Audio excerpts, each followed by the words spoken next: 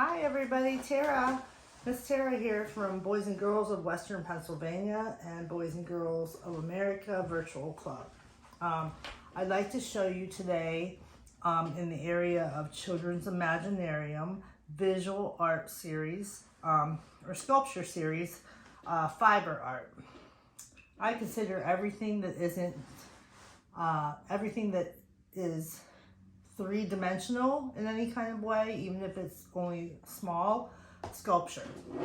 And then we break it down to different categories. So fiber art, I call this fiber art because we are using fiber. We're using soft fiber. Fiber can also be textiles, anything with sort of a fibrous texture to it, okay? So fiber art. So this is yarn. And one of the things that I have done my entire life, ever since I was a little kid, was I just had a desire to learn how to sew, crochet, knit, and weave. As a young girl, you know, we didn't have a whole lot of money, so we actually were taught how to make our own clothes.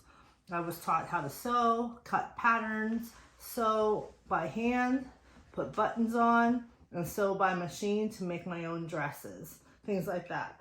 It's a really sort of lost art, I think, today. Also, back when I was in school, they actually taught it in school. I'm not sure if they still do or not. It was called home ec.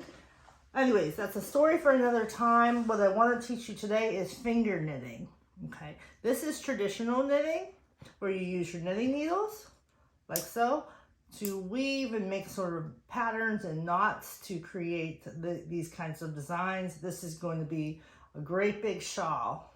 This is the top, this is the bottom, and it's going to be on a diagonal stripes with colors. All right, I just wanted to show you that is one way to knit. But for children, it's really fun for us to learn how to knit using these 4 fingers. So easy. All right, so I have heavy gauge yarn, big yarn, chunky. This is called chunky cake, a chunky cake, okay? I have this great big bathrobe-y type yarn. It's like terry cloth, that's a little bit bigger than this. This is small yarn over here, what I showed you with the original knitting, okay? Chunky cake, a little bit more chunky, and the biggest, thickest of all. And the reason I'm showing all 4 types of yarn is because you can finger knit with all different kinds of yarn. You can finger knit with any of these choices of yarn.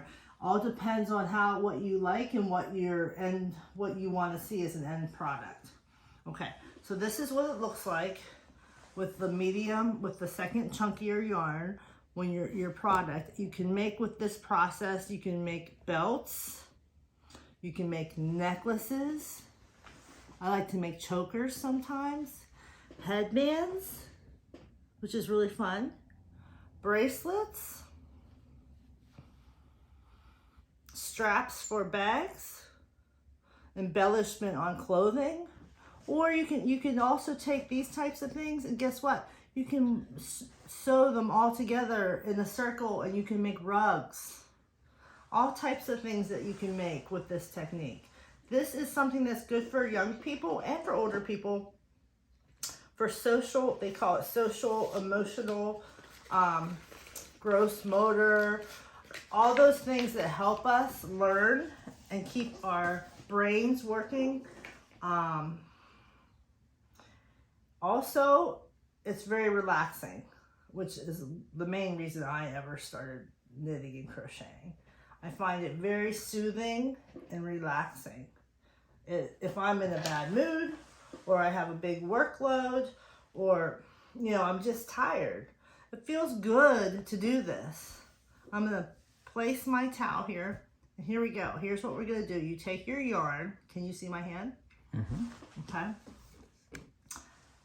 4 fingers right here. You're going to take your yarn and we're going to get started. We're just going to go like this. And you have your tail here. And there's all kinds of YouTube videos on this now. This is so easy. So You're going to take this one yarn on your index finger. You're going to wrap it around again. Okay, so you have the end and you have the one. Okay, we're going to create a slip knot first. This is pretty nice. All you're going to take is the tail end right there, and you're just going to take it to the right of that yarn that I just put on. So you're just going to take this over this, and you're going to pull this through. Boom. So there you go. Then you have a little slip knot. Okay. And that slip knot, you're going to tighten it up again, is going to stay right there. It'll just live right there. And then you're going to take this yarn. I'm going to do that one more time for you just to see. Super easy. Hang in the tail, index finger, one loop. Take this over, and then pull this through. Slip knot. Okay. Tighten up your knot, and then here it comes. Here comes the rhythm. Take this end, and you're going to go like this.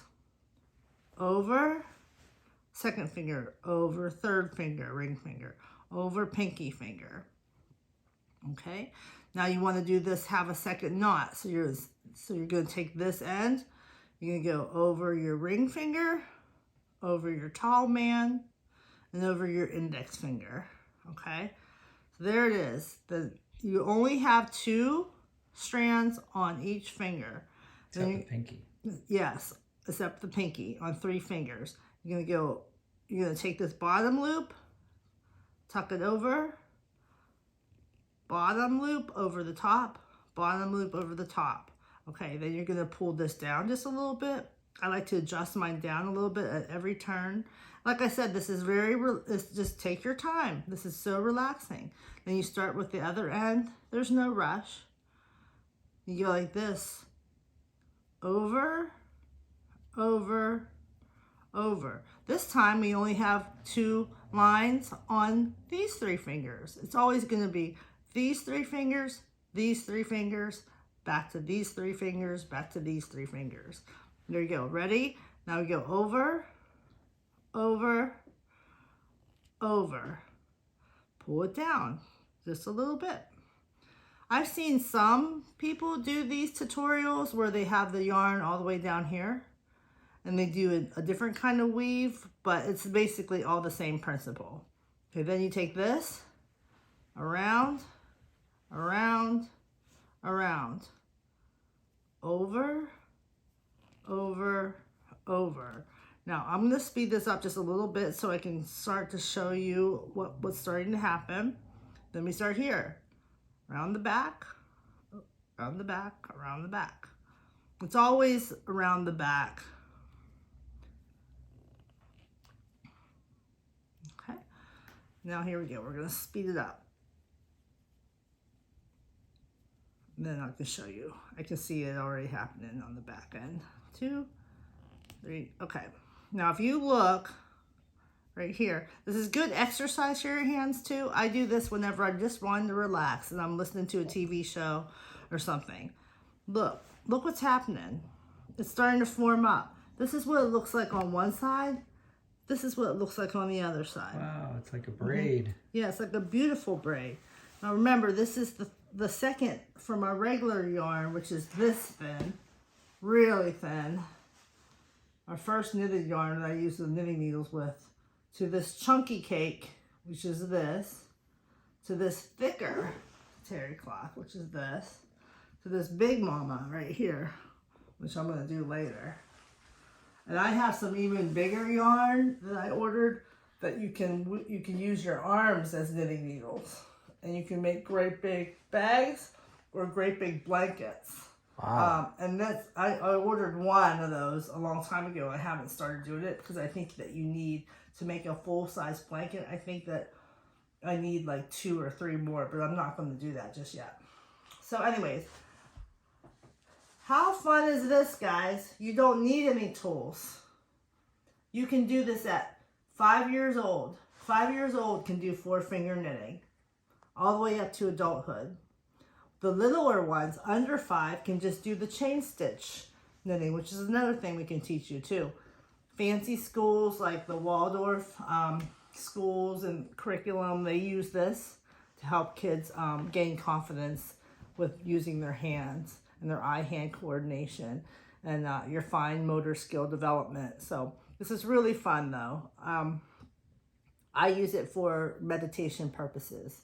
So all that good stuff happens, but guess what? It's also just very soothing and relaxing. And anybody can do this. Boy, girl, man, woman, anybody can do this. This is for everybody. And guess what? Once you learn how to do this with yarn, you can go outside. Maybe you find a nice twig or a vine or a bark or a grass blade. You can do this with anything. Okay? Well, thank you very much for listening. I hope this inspired you, and we'll move on to the next thing. Thank you.